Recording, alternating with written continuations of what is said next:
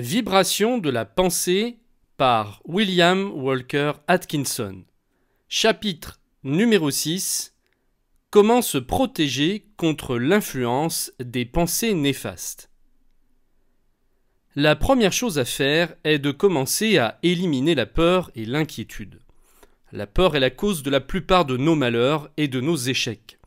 Vous savez déjà que la peur est une habitude mentale qui nous a été inculquée par les pensées négatives de l'espèce humaine. Mais nous pouvons nous en libérer par des efforts continus et une persévérance inlassable. Un grand espoir agit comme un puissant aimant. Celui qui a un désir ardent et une foi inébranlable en sa réalisation attire vers lui tout ce qui peut l'y aider. Les personnes, les meilleures opportunités, les environnements. Ainsi, si vous voulez que votre désir se réalise, soyez optimiste, plein d'espoir, confiant et tranquille. Il est également vrai que celui qui craint quelque chose déclenche des forces qui provoquent ce qu'il redoute.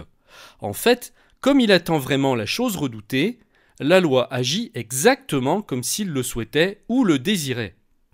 La loi opère dans les deux cas, le principe est le même.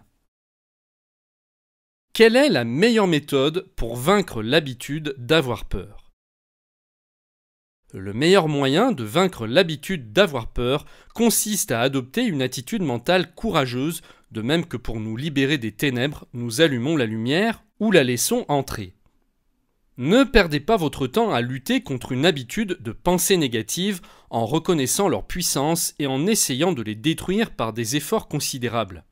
La méthode la meilleure, la plus sûre, la plus simple et la plus rapide est d'admettre profondément l'existence de la pensée positive que vous désirez, alors peu à peu elle s'implante en vous et devient une réalité objective. Donc plutôt que de répéter « je n'ai pas peur », dites avec conviction « j'ai plein de courage » ou « je suis courageux » ou « courageuse ». Il n'y a rien à craindre. Pour vaincre la peur, il faut adopter constamment et fermement l'attitude mentale du courage. Il faut penser courage, dire courage et agir courageusement. Il faut garder en permanence à l'esprit l'image du courage jusqu'à ce que cela devienne une habitude mentale normale. Maintenez cet idéal solidement devant vous et vous l'atteindrez progressivement, votre désir se réalisera. Laissez le mot courage pénétrer profondément dans votre esprit, puis maintenez-le fermement jusqu'à ce qu'il y soit ancré. Pensez que vous êtes courageux. Imaginez-vous en train d'agir avec courage dans des situations difficiles. Sachez qu'il n'y a rien à craindre, que l'inquiétude et la peur n'ont jamais aidé personne et ne le feront jamais. Rappelez-vous que la peur paralyse l'effort, tandis que le courage développe l'activité. Rejoignez le club des « je veux, donc je peux ». Celui qui affirme avec confiance et conviction « je veux, donc je peux » est un puissant aimant qui attire à lui tout ce dont il a besoin pour son succès. Les choses semblent venir à sa rencontre et les gens disent qu'il est chanceux. En réalité, la chance n'a rien à voir là-dedans. Tout est dans l'attitude mentale. La mesure de notre succès dépend de notre attitude mentale. Il n'y a là aucun mystère. Celui qui dit tout le temps « je ne peux pas » ou « j'ai peur » aura donc un succès conforme avec cette attitude mentale. Si vous voulez des preuves pour vous en convaincre, il suffit d'observer autour de vous. Remarquez que toute personne qui réussit porte en elle cette pensée puissante « je veux, donc je peux ». Elle ne passe pas inaperçue, contrairement à d'autres individus dont la pensée dominante est « je ne peux pas » et qui sont peut-être plus habiles pourtant. La première attitude mentale fait ressortir les qualités latentes que nous possédons tous à l'intérieur de nous-mêmes et attire l'aide extérieure, tandis que la seconde n'attire que les personnes et les choses négatives. Et en plus, elle empêche la manifestation des pouvoirs individuels. Heureusement que le nombre de personnes qui découvrent cette vérité et qui adoptent la bonne attitude mentale augmente chaque jour.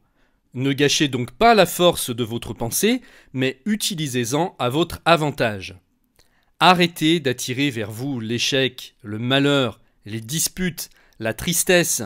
Commencez dès maintenant à émettre un courant de pensée brillante, positive et heureuse. Que votre pensée dominante soit « je veux, donc je peux ». Pour cela, pensez « je veux, donc je peux ». Rêvez « je veux, donc je peux ». Dites « je veux, donc je peux ». Enfin, agissez et vivez selon « je veux, donc je peux ». Ainsi, avant même que vous vous en rendiez compte, vous dégagerez de nouvelles vibrations dans vos actions. Elles vous apporteront de bons résultats et vous montreront les avantages de votre bonne attitude mentale. Vous réaliserez que ce qui vient vers vous vous appartient. Vous vous sentirez mieux, vous agirez mieux, vous verrez mieux et vous serez mieux à tout point de vue après avoir rejoint le club des « je veux, donc je peux ». Ceci est un extrait du cours de William Walker Atkinson, Vibration de la pensée.